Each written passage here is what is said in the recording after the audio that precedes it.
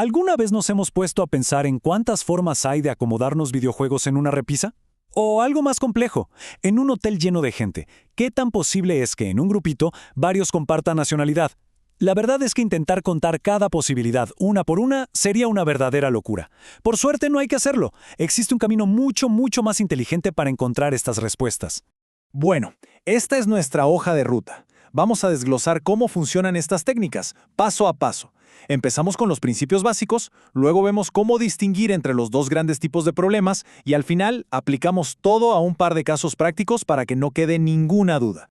Muy bien, vamos a meternos de lleno. El problema principal es este.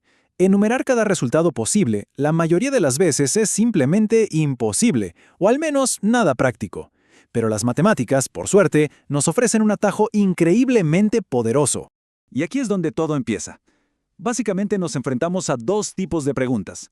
Una es sobre arreglos, sobre cómo ordenar cosas, donde la secuencia lo es todo. Y la otra es sobre formar grupos, donde solo importa quién está dentro del grupo. A primera vista parecen tareas enormes, ¿verdad? Y ese atajo tiene un nombre: análisis combinatorio. Es, digamos, el conjunto de métodos que nos permite calcular el número total de resultados sin la pesadilla de tener que listarlos todos. Es el primer paso, la base de todo, para poder calcular probabilidades complejas de una forma elegante y, bueno, muy eficiente.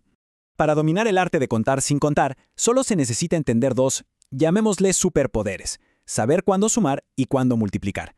Créanme, esta es la primera y más importante decisión que vamos a tomar en cada problema. La clave aquí es sorprendentemente simple. Si estamos frente a una elección entre la opción A o la opción B, donde no se pueden hacer ambas a la vez, entonces se suman las posibilidades. Pero, si para completar una tarea se necesita hacer el paso A y luego el paso B, ahí multiplicamos. Esa es la lógica fundamental que lo decide absolutamente todo. Y miren, este diagrama de árbol lo ilustra a la perfección. Nos muestra de forma visual cómo funciona el principio multiplicativo. Cada rama es una decisión, una etapa del proceso. Para encontrar el total de resultados, lo único que hay que hacer es multiplicar las opciones de cada etapa. Si al principio hay 3 caminos y cada uno se divide en 2, pues tenemos 3 por 2, igual a 6 rutas finales. Así de sencillo. Una vez que sabemos si sumar o multiplicar, llega la siguiente gran pregunta. Y esta pregunta por sí sola es la que define qué herramienta más avanzada vamos a usar para resolver nuestro problema. Y la pregunta es esta: ¿importa el orden? ¿Da lo mismo decir ABC que CBA? La respuesta nos va a llevar por dos caminos muy diferentes: el de las permutaciones o el de las combinaciones. Si la respuesta es que sí, que el orden importa, y mucho, entonces estamos hablando de una permutación. Un buen ejemplo es una carrera. No es para nada lo mismo llegar primero que segundo. O al organizar libros en un estante, el orden crea un arreglo totalmente diferente. Las permutaciones, justamente, cuentan cada uno de esos arreglos únicos. Pero si la respuesta es no, que el orden da igual, entonces es una combinación.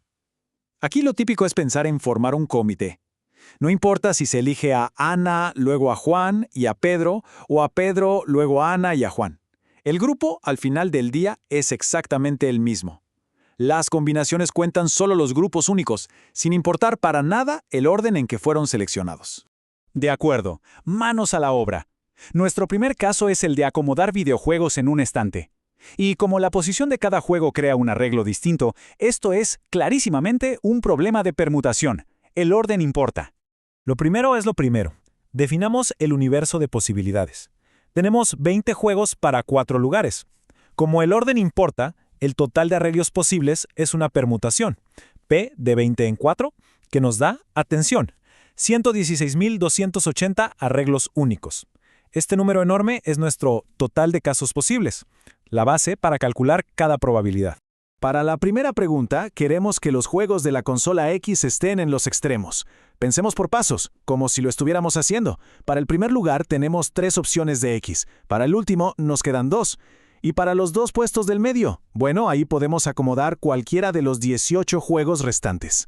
Multiplicando todo esto, obtenemos 918 arreglos favorables. Y si dividimos eso entre nuestro gran total, la probabilidad es bajísima, ni siquiera llega al 1%. Ahora, ¿qué pasa si no queremos ver ningún juego de la consola P? Fácil, simplemente los hacemos a un lado.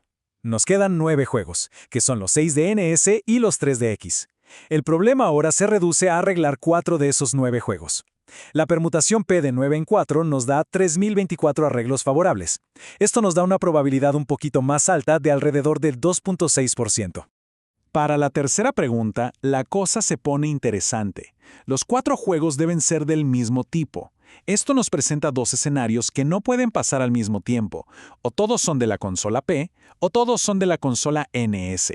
Ojo, no pueden ser de X porque solo hay 3. Así que calculamos las permutaciones para cada caso por separado y, como es un caso o el otro, usamos el principio aditivo. Sumamos los resultados. Obtenemos 8.280 casos favorables, que nos da una probabilidad del 7.12%. Bien, pasemos a nuestro segundo caso. Aquí vamos a seleccionar un grupo de huéspedes. Y la palabra clave aquí es grupo. Al formar un grupo, el orden en que se elige a las personas es irrelevante, no cambia el resultado. Por lo tanto, esto es un problema de combinación del libro. De nuevo, primero lo primero. Calculemos el total de casos posibles. Como el orden no importa, usamos una combinación para elegir 5 huéspedes de un total de 12. Esto nos da un universo de 792 grupos únicos posibles. Y de nuevo, todas nuestras probabilidades se van a calcular sobre este número. Para formar este grupo tan específico, debemos cumplir 3 condiciones a la vez. Elegir 2 brasileños de los 4 que hay, y elegir 2 mexicanos de los 5 que hay, y elegir un canadiense de los 3 que hay. Como es una secuencia de I e I, ¿qué hacemos? Multiplicamos. Multiplicamos las combinaciones de cada elección. El resultado son 180 grupos favorables, lo que nos da una probabilidad bastante alta, de casi el 23%. Para esta pregunta, la lógica es muy parecida. Se necesitan exactamente 3 mexicanos, que podemos elegir de C de 5 en 3 maneras. Pero, un momento, el grupo es de 5 personas, así que nos faltan 2. Esas 2 personas deben ser elegidas de los 7 huéspedes que quedan, los que no son mexicanos. Así que de nuevo, multiplicamos C de 5 en 3 por C de 7 en 2, y eso nos da 210 grupos posibles. Esta es la probabilidad más alta hasta ahora, con un 26.5%. Y finalmente, ¿cuál es la probabilidad de que los 5 sean del mismo país? Bueno, revisemos las opciones. No podemos tener 5 brasileños porque solo hay 4. Tampoco 5 canadienses porque solo hay 3. La única posibilidad es que los 5 sean mexicanos. Y solo hay una forma de que eso ocurra. C de 5 en 5, que es 1. Un solo grupo favorable de los 792. La probabilidad es diminuta, apenas un 0.13%. Bien, hemos cubierto bastante terreno. Ahora lo que vamos a hacer es sintetizar todo esto en una especie de caja de herramientas, una guía súper simple para resolver cualquier problema de conteo y probabilidad. Aquí está. Esta tabla es básicamente la guía de pensamiento. Primero, se decide si son alternativas, o se suma, o si son etapas en secuencia, y se multiplica. Luego, si estamos multiplicando, la pregunta del millón es si el orden importa o no para decidir entre permutación y combinación. Es un proceso lógico que, si se sigue, siempre nos va a guiar a la respuesta correcta. Hemos visto cómo estas técnicas transforman problemas que parecen gigantescos, imposibles, en cálculos que se pueden manejar. Y esto se aplica a todo, desde logística y ciencia de datos hasta decisiones del día a día. La pregunta que queda en el aire es, con esta caja de herramientas a la mano, ¿qué probabilidades del mundo real, que antes parecían incalculables, ahora se pueden empezar a descubrir?